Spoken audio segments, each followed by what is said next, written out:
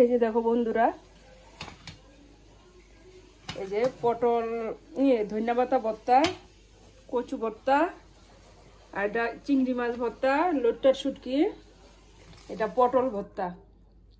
এই পাঁচ পদের ভর্তা বানাইছি এই যে এই জিনিসটার মধ্যে, এই পাটাটার মধ্যে বাইটটা ভর্তা বানাইছি। কেমন হয়েছে? কি রকম হয়েছে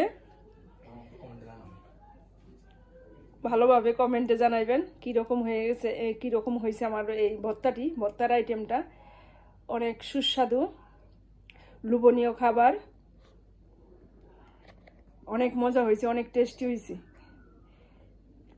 আমার ভর্তাটি কিরকম হয়েছে তা কমেন্টে জানাবেন। লাইক কমেন্ট শেয়ার করবেন, পাশে থাকবেন, সাবস্ক্রাইব করবেন, সবার মাঝে শেয়ার করে দিবেন আমার এই ভর্তার রেসিপিটা।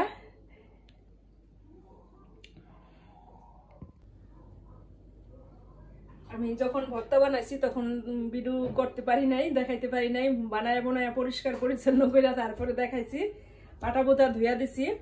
এখন এই যে পাটাটা রেস্টে আছে। এখন এটার উপর দিয়ে অনেক ডলাডলি গেছে, এখন এটা ধুইয়া পরিষ্কার করে আনিছি। এখন এটা রেস্টে আছে। এখন আমরা মজা করা ভর্তাটি টেস্টি করে খাইতে থাকি।